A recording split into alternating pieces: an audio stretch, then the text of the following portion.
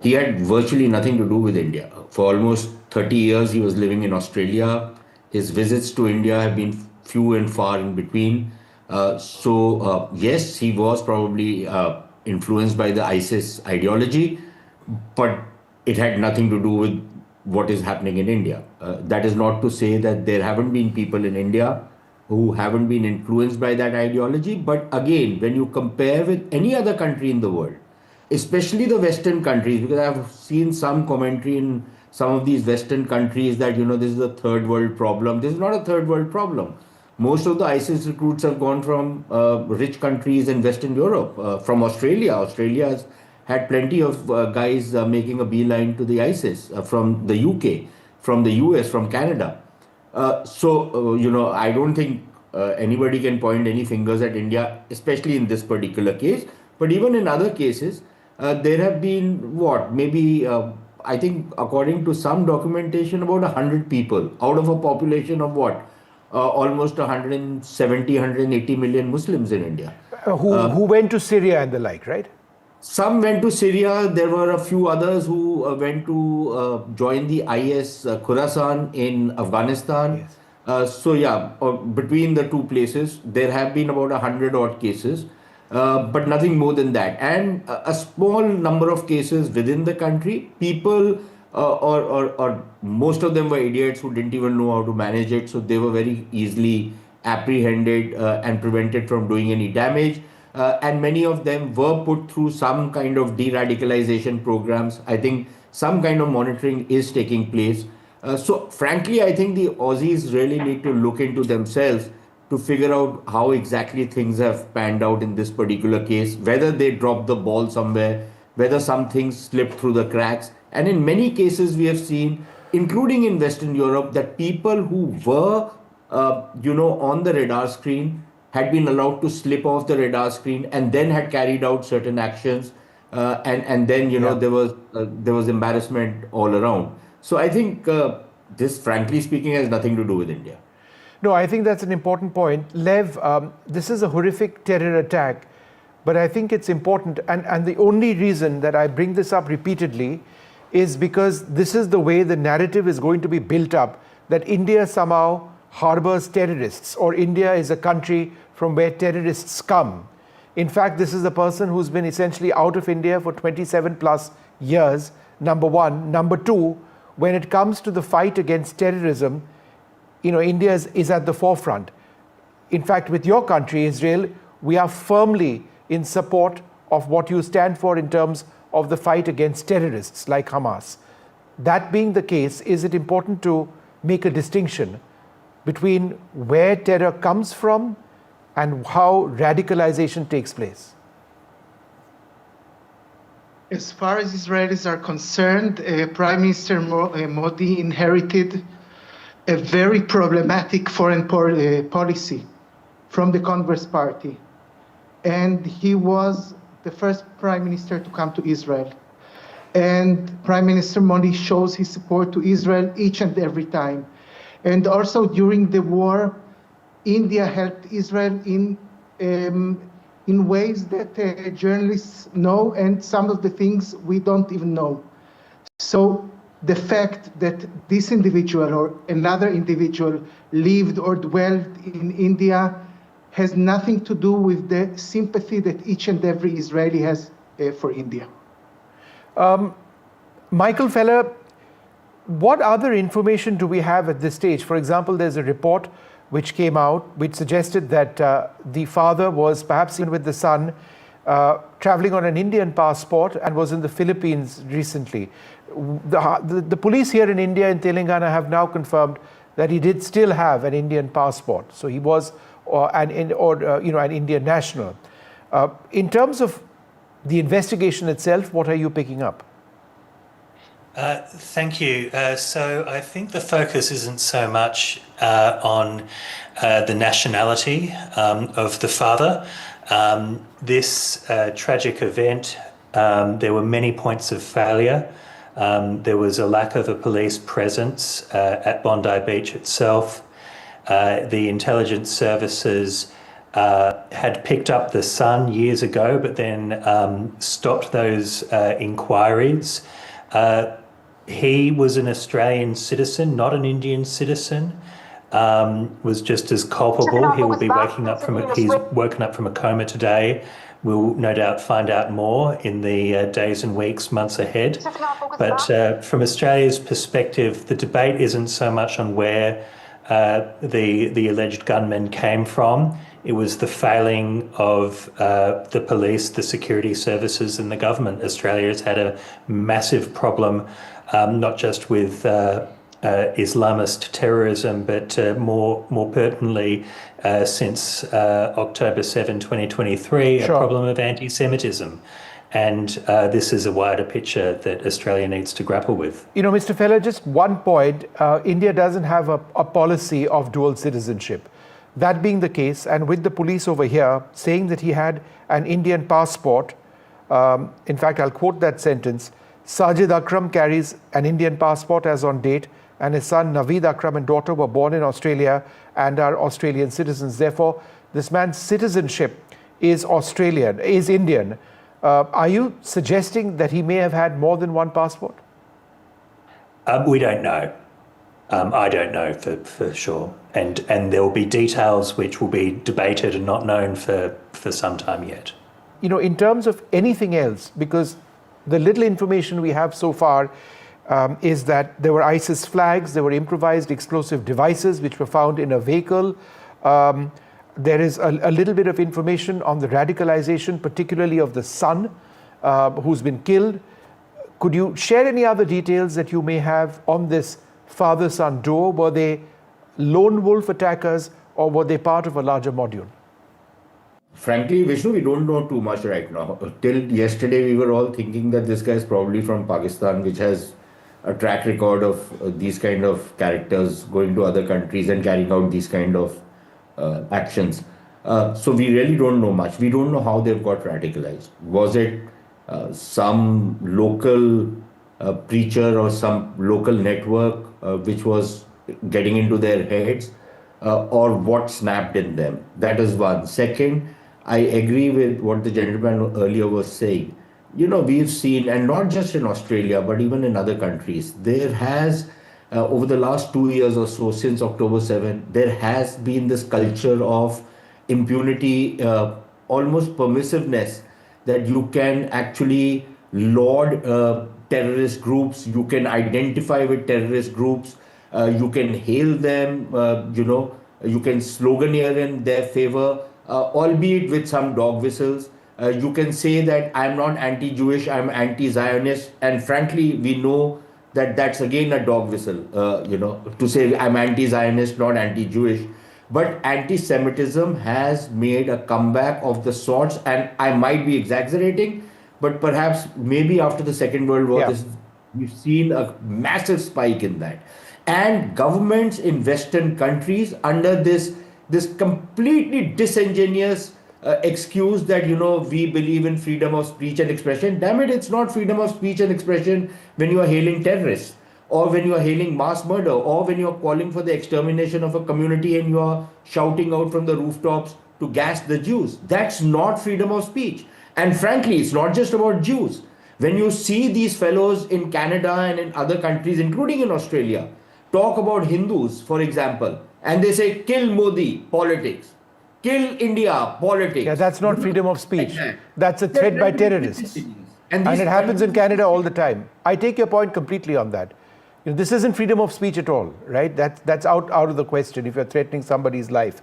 Dr. Josh Roos joins us from Deakin University, Melbourne. Thanks, Dr. Roos, very much for being with us.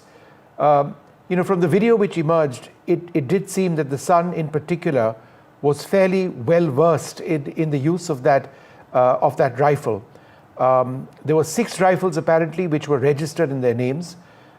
Do we have any further detail on how they managed to get these guns? Was it legal to procure that many weapons?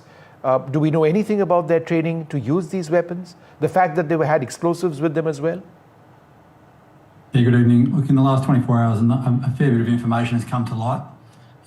In terms of access to the firearms, we know that in Australia, once you go and get a gun licence and you go through the checks you can accumulate a number of weapons, far more than the 6 that this individual possessed. However, it appears that there was some sort of failing in the background check itself. Police can knock on the door and check that those weapons are secure at any time. But what they haven't appeared to be doing is checking the acquaintances of this individual, and that calls for a much wider set of reforms around who's able to access those weapons. More broadly speaking to the training, it's come out that these individuals have spent time recently in the Philippines, allegedly at an Islamic State camp, and effectively a boot camp for terrorists, where you can go and learn not only basic weapon skills, and that was pretty evident on the day. Not only could they handle those weapons, but they were taking tactical advantage of high ground, moving forward and undercovering fire and so on. But they also had IEDs on them, which they may well have learned how to make, albeit not deploy, in the Philippines. Lev Aran, in the context of what we are seeing in Israel now, or in West Asia now, the battle with Hamas, which is almost over, and the persistent attacks which have taken place in that war on both sides, are members of the Jewish community around the world much more vulnerable now to lone wolf attacks, that they are vulnerable when they travel outside Israel? They may not be from Israel at all. Is that a concern? I believe that this is what Netanyahu said right after the terror attack, that this euphemism, this double speak, that the global intifada is some kind of a cure to 2 peaceful nations, one Palestinian, one Israeli. This is a mythology. It is not what they mean when they say global intifada. What they mean when they say global intifada, according to Netanyahu, is exactly what happened in Australia. And now that we have a ceasefire in Gaza, again, Gaza is not fully peaceful, but still we have a formal ceasefire there. And there is some kind of attempt to get a political solution in both Lebanon and Gaza. The fact that we had such a terror attack is a proof that the Judophobia, the anti-Semite feelings are very high. And it is not really because of Gaza. It is more concerned to the, let's say, jihadist hate for Jews, maybe for our other religions also. Pallavi, come in with any additional information that you may have on this father-son duo. The question I was trying to ask you earlier before we lost you was, are they part of a module which you believe has been identified, or were these lone wolf attacks? Vishnu, let me begin by saying that we have information that 3 Indian students have been injured in this attack. 2 have sustained injuries on their leg and 1 on the thigh. So this is the latest information that we have. We are trying to get more details, about them. As far as, whether they're part of a larger module or not, investigations are still on that front. But I have to say this here, that as tragic and shocking as these attacks are, they're not surprising at all, because a kind of anti-Semitic venom that has been spewed on the streets of Sydney, especially for the last 2 years. People who follow geopolitics and who follow security issues, they have been kind of pleading with the government. And, the threat of radical Islam is a transnational threat. And people have written about it. I have written about it. It's just that the security agencies, they don't even be able to seem to articulate it in words, let alone address it. So there is a larger problem here. I don't think that the fact that the father happens to carry an Indian passport is really relevant in the larger scheme of things. This is a threat that has been very clearly observed by anyone who follows security issues in Australia. Michael Feller, one of the most chilling aspects of this is that this father-son duo were educated, well educated. The father had a BCom degree from India before he traveled to Australia, where he has lived for many, many years. The son presumably was educated as well. The reason I ask this is because recently in India we've had our Red Fort terror attack, where many people lost their lives horrifically. And these were doctors who were involved in this attack.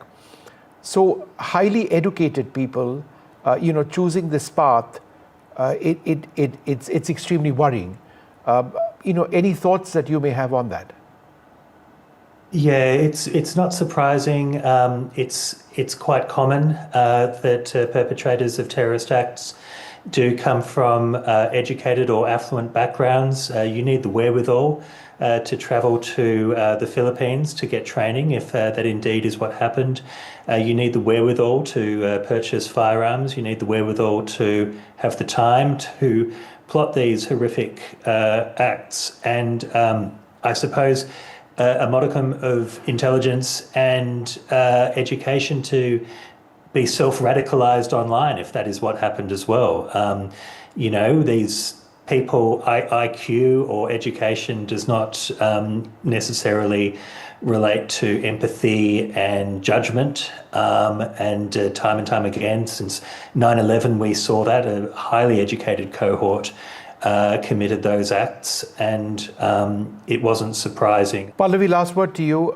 The fact that the son was under Naveed Akram was under observation in the past, under suspicion in the past, and he was let go. What was the initial line of investigations which were being carried out in his case? Well, that is what has come as another surprise, that that there were links that showed in 2019 his name came up with regards to another investigation, and it's also surprising that even though his name came up and he was kind of sort of let off, his father had registered arms. 5 or 6 guns he had, which were registered to him. And Australia, unlike America, is strict on gun laws. Like, you just can't go and buy a gun in Australia. So that is also a point of concern. And I would agree with all the other panelists that when we talk about radicalization, obviously the vast majority of Australian Muslims are hardworking, decent people who reject this kind of ideology. But it's just that in order to treat something, you need to be able to address it and call a spade a spade. So one is hoping that going forward, that more steps will be taken because the people who follow security issues have been well aware of this threat because it has been out there in the open. So as I said, that there are lots of lapses and inquiries have to be done as to how this was allowed to happen. Sushant, last word to you very quickly. Go ahead. Yeah, I agree with what Pallavi is saying, but I'll just say one thing. You will not be able to get rid of this problem until and unless you end your own denialism. And for example, Vishnu, you said that, when you say terrorism has no religion. Look, the guys who are carrying out these attacks are drawing inspiration from their religion. So as long as you're going to be shy of saying what it is, you are going to have a problem. Again, I agree with what Pallavi is saying. That does not mean that you lump everybody together. But don't deny where this thing is coming from. And you need to address that issue. So you are saying that use the words Islamic terror when it applies? Yeah, why not? And look, there is another comprehension problem. Again, Vishnu, in this program, and I'm sorry I'm using you as the example of it. But the fact of the matter is, when you start pointing to, they were educated, they were from a reasonably financially well-off family background. These things have nothing to do with terrorism. Okay. And the problem is that when we look at these guys and we look at their background, we look at them from, the perspective that they are people like us. How can they be doing something as crazy as this, right? Don't look at them as people like us. So you need to have a completely different mindset when you're studying this problem. Because if you look at them with the kind of empathy you are trying to look at them from and then trying to understand this issue, you will have a major comprehension problem of where this thing is coming from. And that is why I would suspect that people who are looking at this guy, the son, and then decided that no, maybe he's okay, did not quite understand what the phenomena is. They just were not able to get into that mind space which operates with many of these guys, because they are like jihadi junkies, right? And like any other junkie, this thing can come back at any point of time. Even if you've been weaned away for some time, you can relapse into it. So, we need to be very careful when you want to study this issue and you want to combat it. Political correctness and fear that you will be accused of Islamophobia, of racism, etc., those are the pet things to hurl at you, to deflect you or to derail whatever you're trying to do. So don't be dissuaded by those things. Otherwise, more of this stuff is going to happen. All right. Okay, you make a valid point, Sushant, and I'd like to thank all of you very much for being with us. We're out of time on this. Hopefully there will be more details about this horrific terror attack and what it was part of. Was there a larger plot? And just how vulnerable is Australia in all of this? For the moment, we leave it there. Thank you all very much for being with us.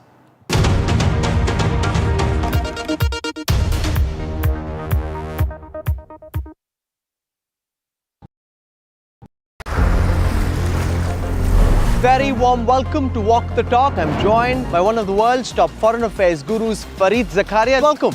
It takes decades to build trust, and it takes moments to break trust. The United States recently came out with a new security strategy doctrine. In this moment of extraordinary power and dominance, Trump's vision of America in the world is to retreat, to shrink, to shed its influence, make America a regional power again.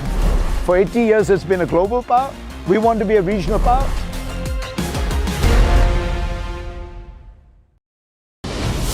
They rule the world. Won a billion hearts. Now, meet the champions who made the nation proud. The Indian women's cricket team at the NDTV Indian of the Year. The front lines of Kargil. The fury of Operation Sindhu. So many attacks. The chaos and cries of disaster zones.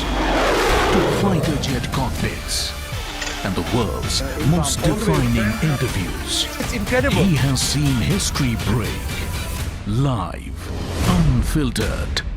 20,000 hours of live broadcasting. Welcome to Left, Right and Centre. Hard facts. War-struck country. Hard questions. In the Ukraine. 30 years of trust. In the Kargil area. North Ukraine. In France. In Italy. At Srinagar.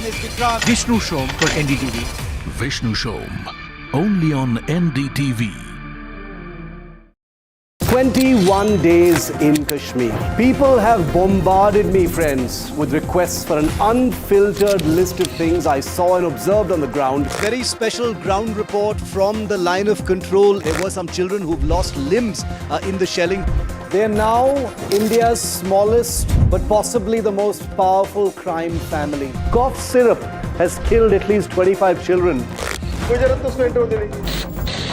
Gaikwad sahab, aise mat kijiye. Suddenly people are wondering about the weaponization of India-Pakistan cricket. We live and breathe elections. You will not believe your eyes or ears when I show you what I'm about to do. And for a country that has fought so many wars in the mountains and at high altitude, we're standing on the Indian Navy's newest warship, the line of control, Shiv Arur, NDTV. What does Sufism mean to you? Sufism is about love. Higher ideals are more fascinating than normal love song or anything. Talk about Khwaja Mere Khwaja, Kun Faya Kun. It's all about higher ideals. I'm bringing the same spirit to Delhi. So book your tickets from District app. See you, Delhi.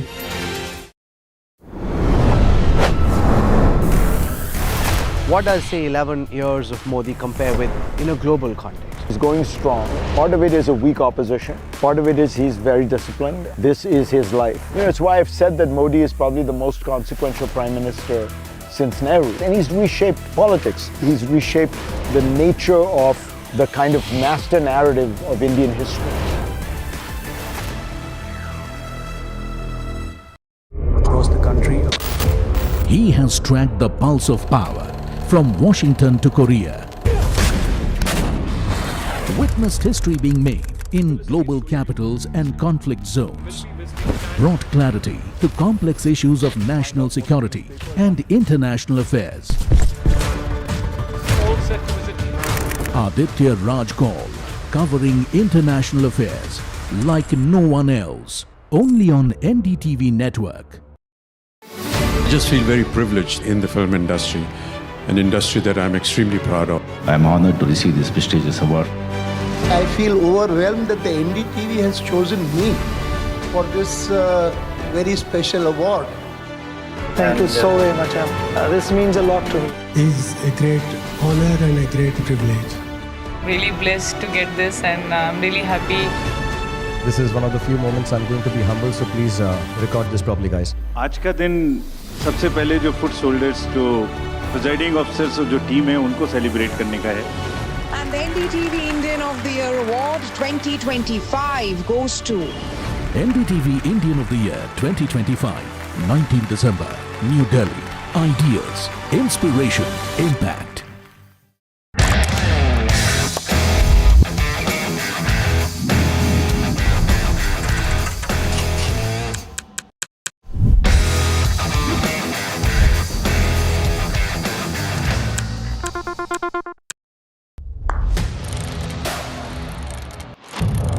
What seems settled for me is unfinished business. So I rewind, I pause, I reflect, I dig until what's buried stands up to be counted. Breaking ground, not just headlines, the meaning behind them. This is Breaking Ground with me, Vedika Sood. She stepped into the unknown and delivered a performance India is talking about. Meet the audacious Janhvi Kapoor at NDTV Indian of the Year 2025.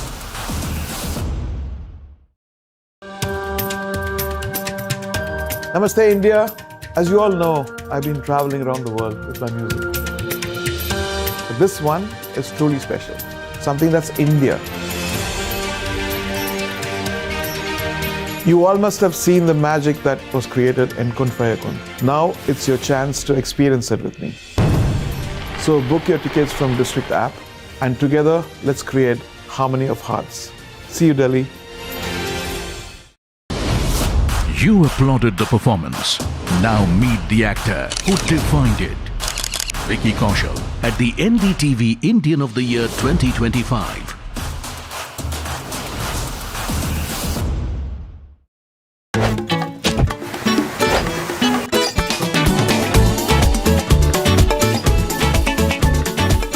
Watch Rahul and me on his great show, Walk the Talk. Coming soon, only on NDTV.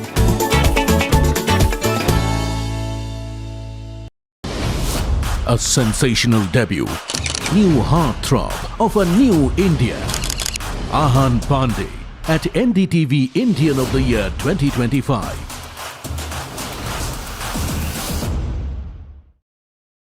I don't sugarcoat. I shoot straight and tell you stories the way they need to be told. Unfiltered, unafraid, unmissable. That's how I roll. Watch me, Priyanka Deo, on NDTV World. Namaste. A transformation you witnessed. Now, meet the force behind it.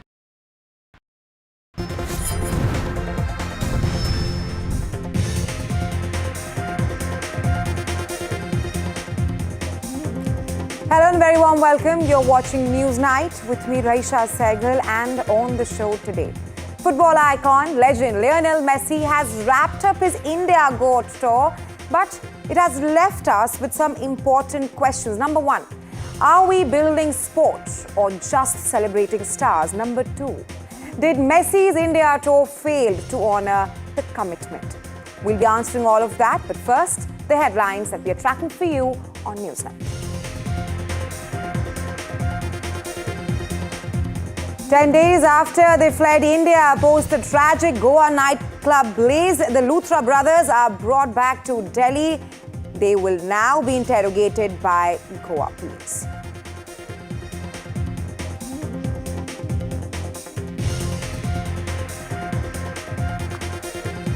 A big boost for the Gandhis in the National Herald case and a blow to the ED. A Delhi court refuses to take cognizance of ED's money laundering case.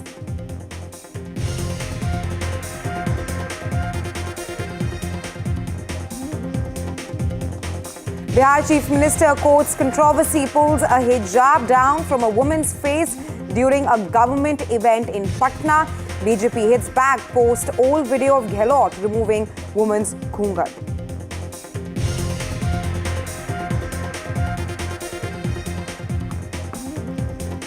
Poll body releases draft Bengal voter list. A total of 58 lakh names deleted after the SIR.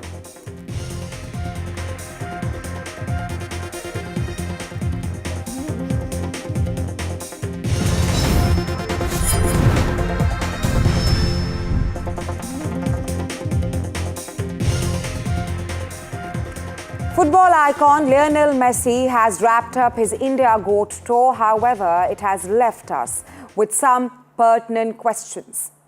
Are we building sport or just celebrating stars? Did Messi's India tour fail to honor commitment? How does Messi's India GOAT tour shape India's image on the world stage? Well, these are some questions that we are left with. Let's start from the beginning.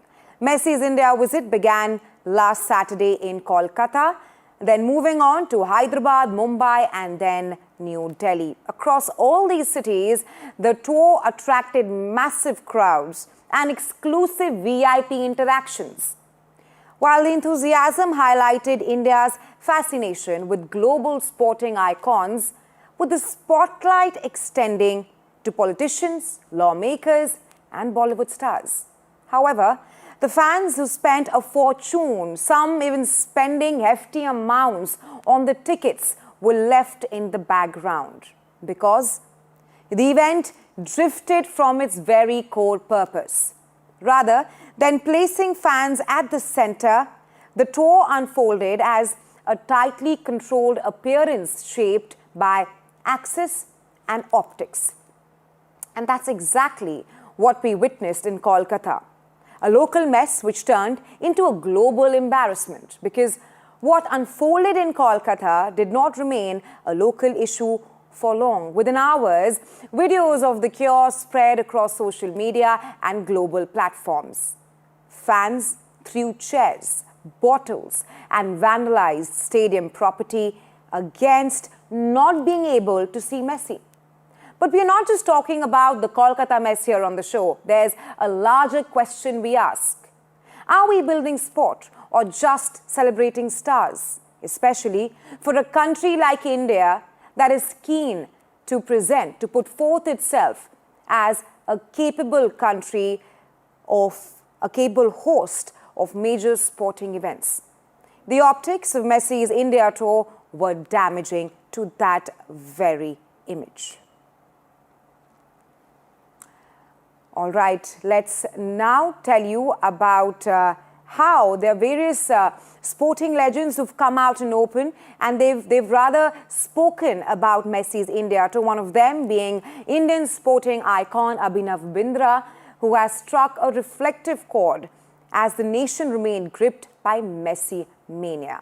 While Bindra did not criticize Lionel Messi, he raised a hard-hitting question on whether India is truly investing in a sporting culture or merely celebrating global stars from afar. Take a look.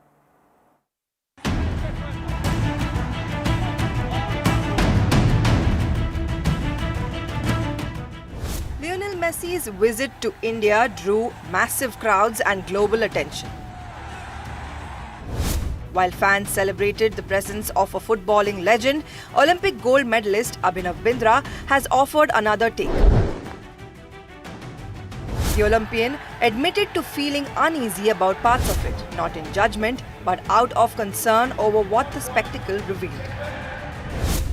Bindra acknowledged the economics of modern sport, commercial realities, branding, and the pull of global icons. Yet, he posed a deeper question.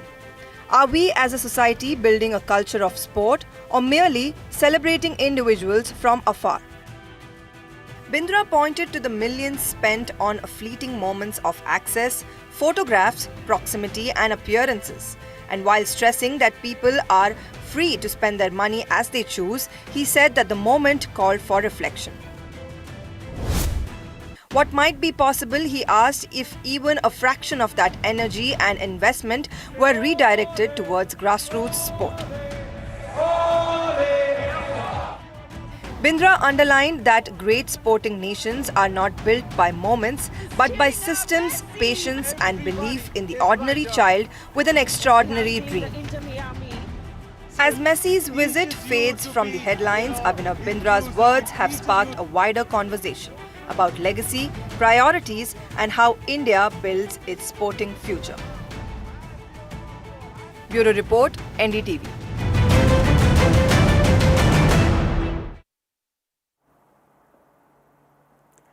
Well, NDTV's managing editor Shiv Arur has spoken to former Indian footballer Bhaichung Bhutia.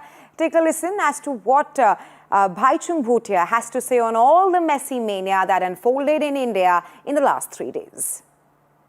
Did it bother you that there was so much VIP access, the politicians hogging the limelight, getting into the frames? One can understand, sponsors have to get their share of the moment with him. But so much selfie culture with the netas, sports minister, etc., taking all the limelight. And we saw that the fans really didn't get their due.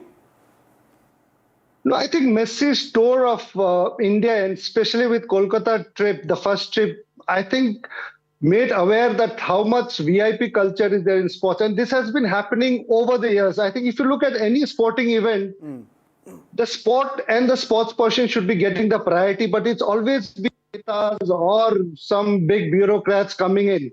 So I think this kind of changes has to happen because the sport has to be given the priority. And I think Messi's tour and especially the Bengal tour has exposed that this has been happening.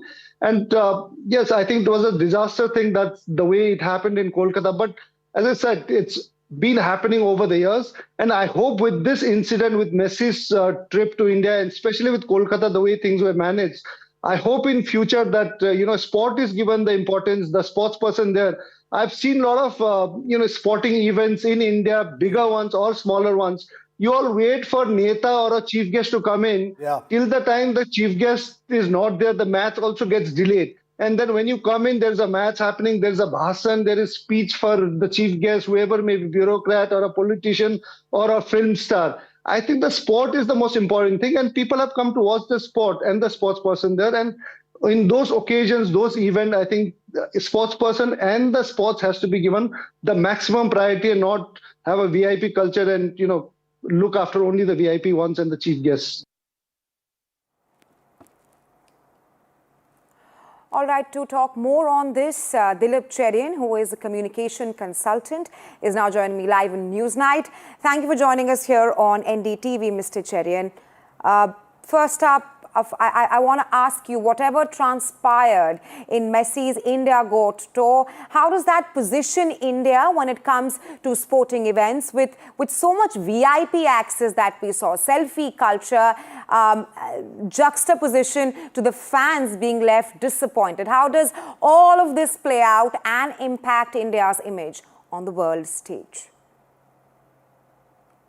My anxiety is that the way the Messi tour has gone in at least 3 cities, and in fact actually the 4th also, has impacted India's image in that it's not been seen as a sporting nation. We look more like a star-obsessed nation, and we've allowed stars to run riot over the event, and we've forgotten that Messi is here because he's truly one of the world's great sportsmen. And that's the image we've let out to the world, that we are obsessed with celebritydom and fandom of a certain kind, but not enough enthusiasm about sports and sports, what sports stands for.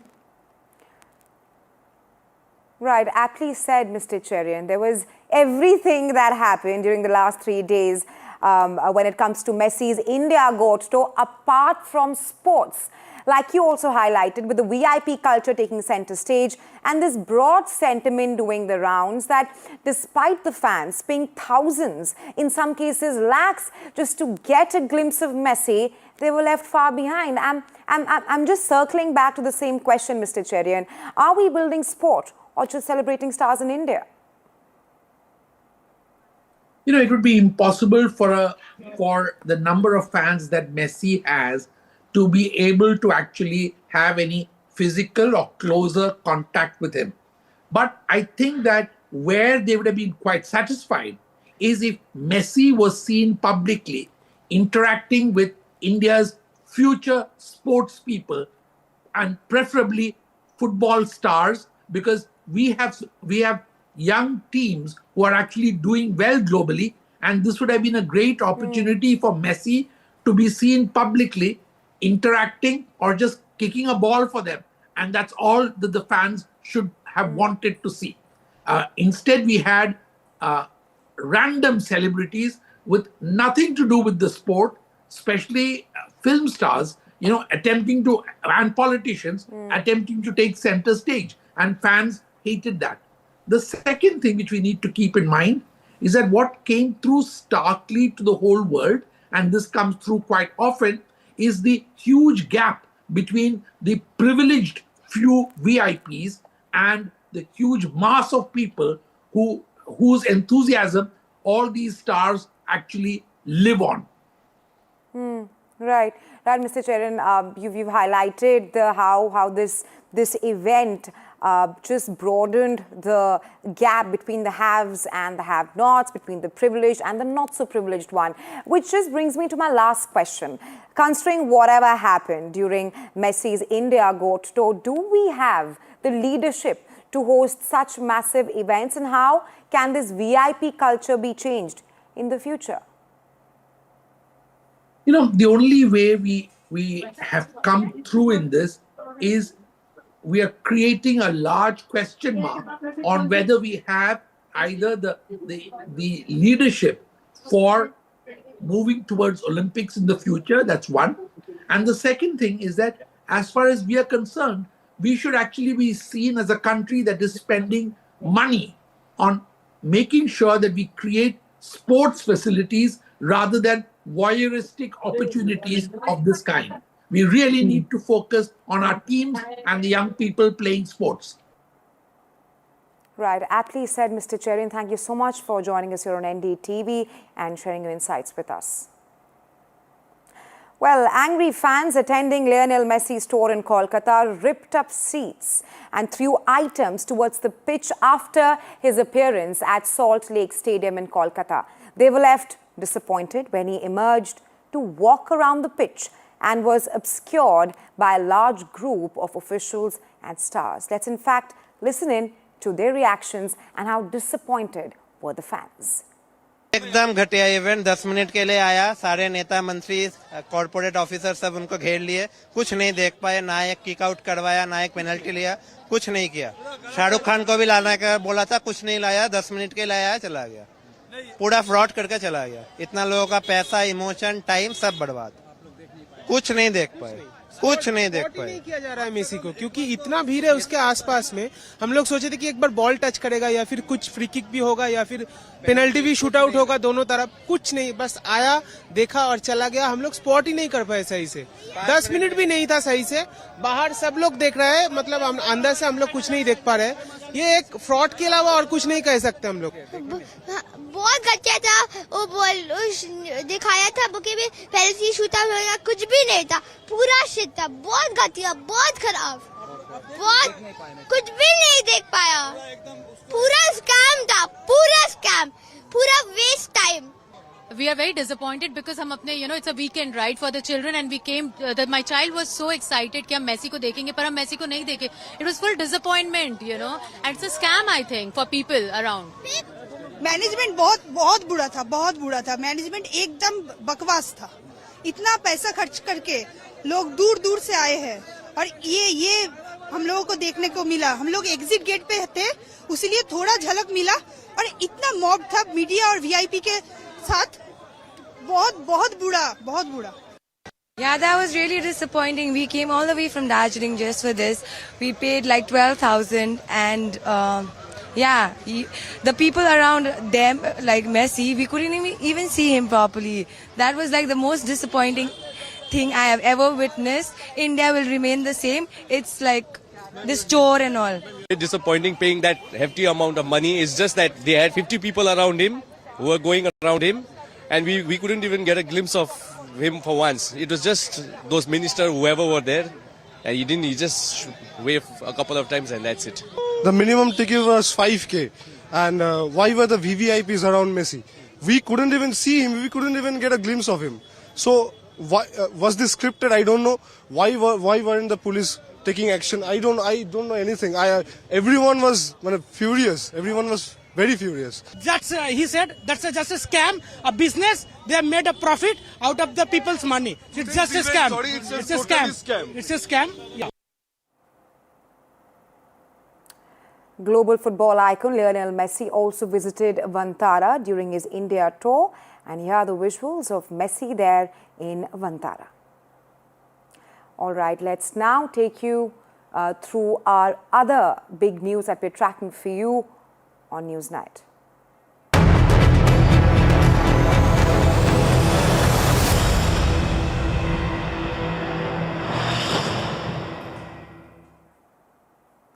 Gaurav and Saurabh Luthra, the owners of the Birch by Romeo Lane nightclub in North Goa, where a massive fire killed 25 people on December 6th, have now been sent to 2-day transit remand of the Goa police.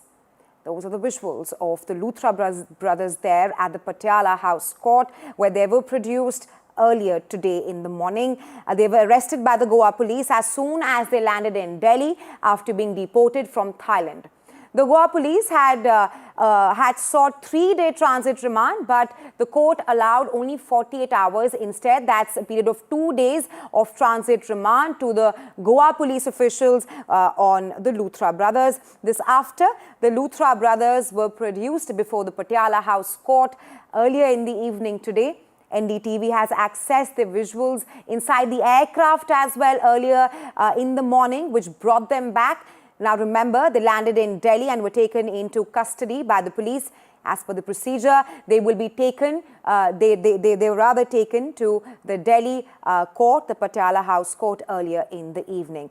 Let's also now give you a lowdown of how the Luthra brothers were nabbed. Now, it all started on December 6th. That's after a major fire broke out. Well, before we go to the graphics there, those were the visuals of the Luthra brothers at the Patiala House Court. And now we have the graphics on how the Luthra brothers were nabbed on December 6th. There was a major fire that broke out at Birch by Romeo Lane nightclub in Goa. After this, on December 7th, then, that's just hours after that incident, Saurabh and Gaurav Luthra, they booked their flight tickets to Phuket while rescue operations were still ongoing at their club in North Goa. Now, after this, Saurabh and Gaurav Luthra, they fled India 4 hours after blaze. That's the duration. They were immediate in their response of fleeing India after fire at their club. The Interpol then, assistance was sought of the Interpol, after which the Interpol issued a blue corner notice against the Luthra brothers. Not just that, the Indian agencies also swung into action. There was passport cancellation procedure, which began on December 8th and 9th. And finally, on December 10th and 11th, the Thai authorities detained the brothers in Phuket. Ironically, the Luthra brothers, they took an Indigo flight to Phuket, and they were detained at an Indigo hotel in Patong in Phuket. Then, on December 12th, emergency travel documents were issued against the Luthra brothers because their passports were suspended. And finally, today, they were deported to India. The latest on this case is that they were produced before the Patiala House Court, and 2 days remand has been sought of the Luthra brothers by the Goa police, and they will be transferred to Goa tomorrow. All right, let's also tell you more about the Luthra brothers, but let's move on to the next story now. Yesterday on the show, we told you how the father-son duo who opened fire on families during a Hanukkah event had IEDs and ammunition. But what the Australian authorities have also said that they were homemade ISIS flags, which were also found in their car. The New South Wales police confirmed the younger attacker's vehicle, which is his son, the 25-year-old son who also took out the attack along with his father. They contained not just ammunition and IEDs, but they were also homemade ISIS flags, which were found in the vehicle of the attackers, the father-son duo. This perhaps has deepened fear that the massacre was a part of a broader attack plot than what was initially believed. Let's tell you more about the Bondi massacre. Now, there are 15 people who've lost their lives and dozens injured. But Australia's Prime Minister Anthony Albanese visited a Sydney hospital to pay a visit to a man who is now being hailed as the hero of the Bondi massacre. More about the hero of Australia. His name is Ahmad Al-Ahmad in our next report. Very strong. Think you've got my heart is strong. Think you'll get courage is inspiring. Think you've got my very strong. Think you've got my heart is strong. Think you'll get courage is inspiring. Think you've got my very strong. Think you've got my heart is strong. Think you'll get courage is inspiring. Think you've got my very strong. Think you've got my heart is strong. Think you'll get courage is inspiring. Thank you very much. All right, before we wrap up the show today, we're leaving you with these visuals of Prime Minister Modi's power drive. The Jordan Prime Minister, he drove with Prime Minister Modi. This is perhaps Prime Minister Modi's special drive to the Jordan Museum. Along with the Jordanian Prime Minister, with Prime Minister Modi is also the Ethiopian Prime Minister who rode with Prime Minister Modi. We leave you with these visuals as we slip into a very short break, but come right back. Lots landed for you on the other side of this very short break.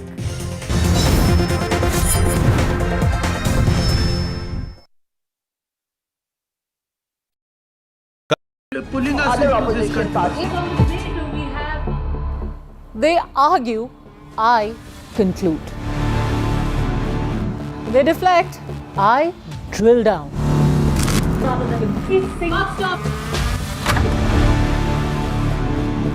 This isn't a free-for-all. It's a reckoning. No filler, no fog. Only the facts and where they lead. Every night at 9, the case closes because the buck stops here.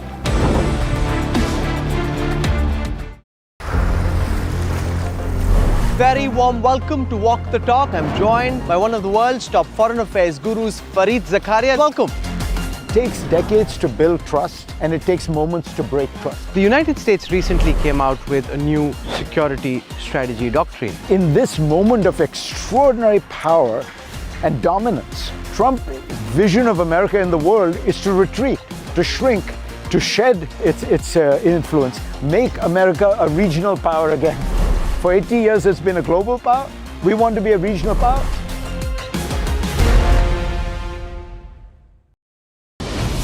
They ruled the world. Won 1 billion hearts. Now, meet the champions who made the nation proud.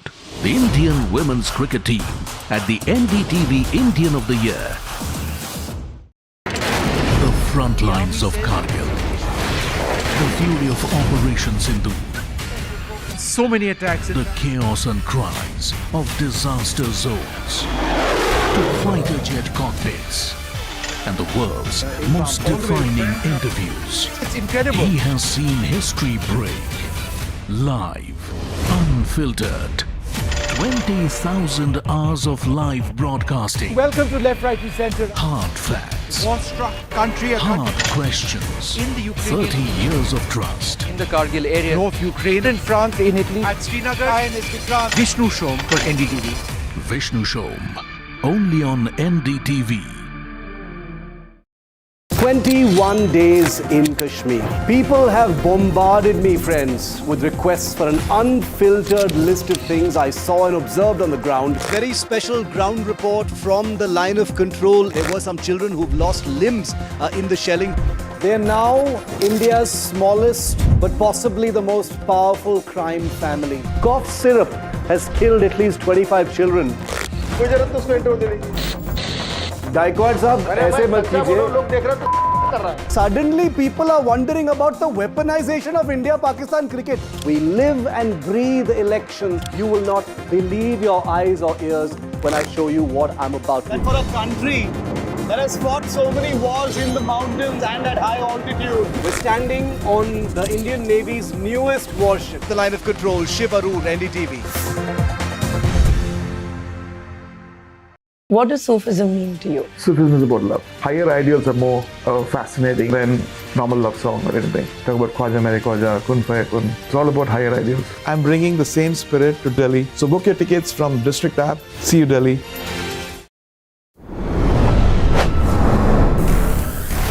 What does, say, 11 years of Modi compare with in a global context? He's going strong. Part of it is a weak opposition. Part of it is he's very disciplined. This is his life. It's why I've said that Modi is probably the most consequential prime minister since Nehru. And he's reshaped politics. He's reshaped the nature of the kind of master narrative of Indian history.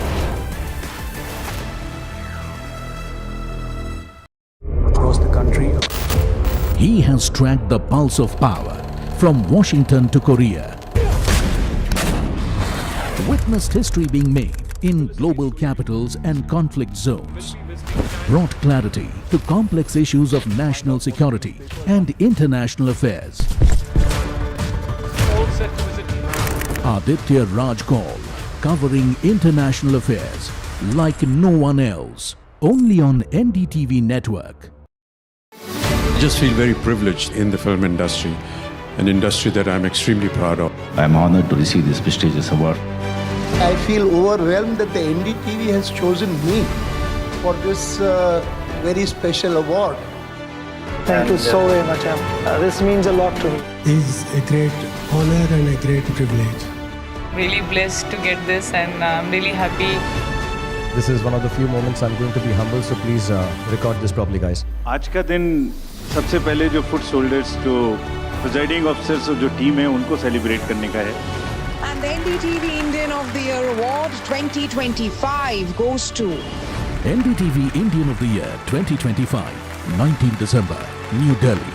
Ideas, inspiration, impact.